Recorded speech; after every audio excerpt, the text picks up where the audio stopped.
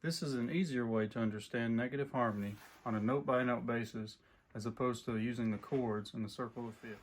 So let's say we're in the key of C. And the key of C on a keyboard is all the white notes. We're in the key of C and you want to find the negative harmony for a D minor chord. The first thing you have to know are the notes, the individual notes that make up each chord that you want to find the negative harmony of. So we'll take D minor, and remember we're in the key of C. The notes in a D minor chord are D, F, and A. So how to find each of their negative harmony equivalents is you go to the key center. The key center is the key of C. Remember, we're on the white keys. You find the fifth of the key center. Now the fifth from the key center, the tonic, is 2 whole steps, a half step, and another whole step, or 3 whole steps and a half step. If you know a little music theory, you know key of C, the fifth is G. So what you do is, back to the D minor chord, you look at the distance between the tonic and the first note you want to find. The distance between C and D is 1 whole step up, or 1 whole step increasing in pitch. So now what you do, you hold on to that. Now you go to the key center's fifth, over to G. So now since you've gone from C to D, you went up a whole step. You go the opposite direction, the same interval from the fifth of the key center. So the key center is C, the fifth is G. Now you want to go down a whole step.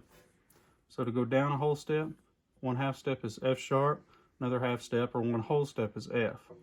So in the key of C, the note D becomes an F. So the D becomes an F.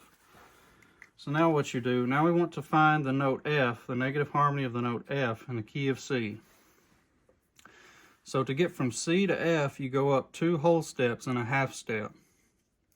So now what you do is go to the fifth of the tonic chord, or the root chord, the root note, which is G. Now you go the opposite direction, the same interval. So to get from C to F, you've gone up 2 whole steps and a half step. Now you start on G and go down 2 whole steps and a half step. So a whole step gets you to F, another whole step gets you to D sharp or E flat, 1 half step will land you at D.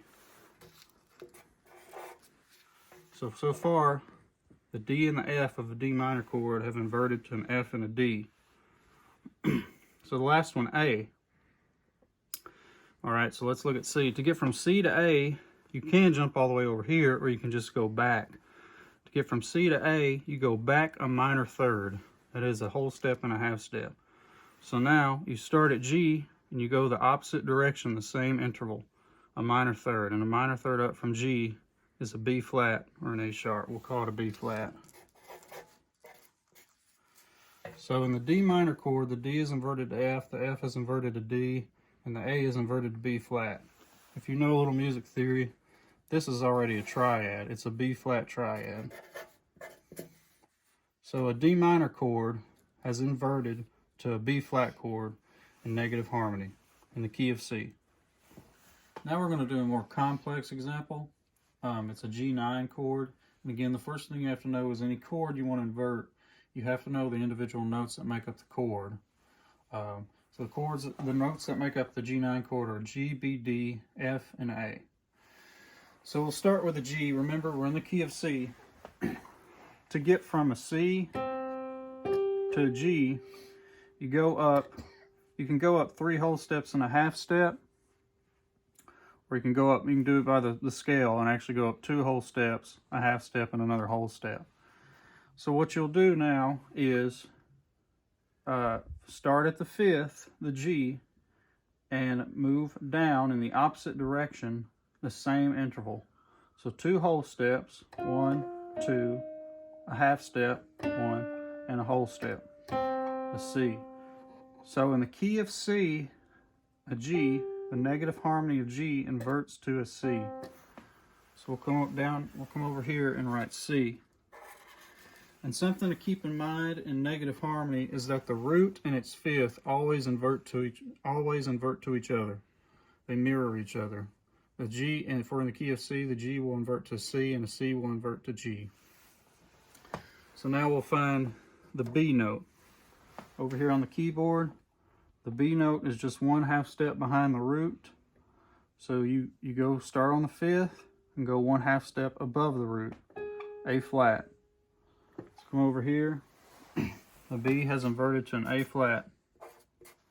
D, go back to the keyboard. To get from C to D, you've gone up a whole step. So start on the 5th. You go back a whole step. So G, back 1 whole step is an F. So far, the G is inverted to C, the B is inverted to A flat, and the D is inverted to F. So now let's start on the F. To get from C to F, you go up 2 whole steps and a 1/2 step. So now we're going to start on the 5th, go down 2 whole steps and a 1/2 step. That's a D. Last one, A. To get from C to A, you go down a minor 3rd. That's a whole step and a 1/2 step. So now we'll start on the G. You go up a minor 3rd. Whole step and a 1/2 step lands you at B flat. So now you also have to be pretty good at identifying the chords. That'll help you out. Or identifying what notes make up which chords and all that. So right here you have a B flat triad, B, D, and F. The A flat would make the dominant 7 or the flat 7. So far it'd be like a B flat 7, and then the C is the 9th. So we'll call that a B flat 9 chord. And that's the easiest way that I've figured out to do negative harmony on a note-by-note basis, as opposed to using the full chords and memorizing, a sheet worth of chords. This is easier, and you can invert highly complex chords. I've used this to invert complex jazz chords with more extensions in them, and it'll work just fine, and you can create your own chords based off of negative harmony. So thank you guys.